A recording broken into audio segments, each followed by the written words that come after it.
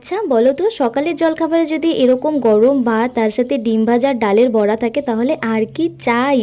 So hello everyone, আমি হলাম তোমাদের বিথি। কেমন আছো বলো তোমরা সবাই? আজকে সকাল সকাল স্নান করে নিয়েছি, কারণ এখন যাব পড়াতে। টিউশন পড়ানো হয়ে গেলেই বাড়ি এসেছি, আর বাড়ি এসেই মা হাতে ধরিয়ে দিয়েছে এক বাটি পেঁপে। এখান থেকে আমি একটা পেঁপেই খেয়েছি। আর আজকে মা দুপুরে বানাচ্ছে আমার পছন্দের এঁচড়ের দোরমা, যেটা আমার ভীষণ ভালো লাগে। তাই এখানে মা আমাকে এঁচড়টাকে মাখতে দিয়েছে।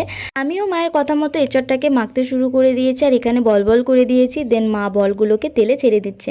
গরম তেলে ভেজে নেওয়ার পর দেখো কি সুন্দর লাগছে, তাই না?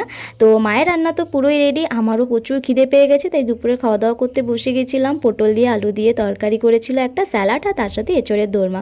খাওয়া দাওয়া করে টানা একটা ঘুম দিয়েছিলাম। দেন ঘুম থেকে উঠে বিকেলে চলে এসেছিলাম আবারও পড়াতে। আর পড়াতে এসে আমি তো অবাক, দেখি আমার স্টুডেন্টরা নাড়া হয়ে গেছে। যা গরম পড়েছে, নাড়া না হয়ে ওরা যাবে কোথায়? ওদের তো প্রচুর কষ্ট হয়, তাই না? তারপর তো আমার এই পুচকির স্টুডেন্টের শুরু হয় বক বক। ও ক্যামেরা দেখে পোজ দিতে শুরু করে দিয়েছে।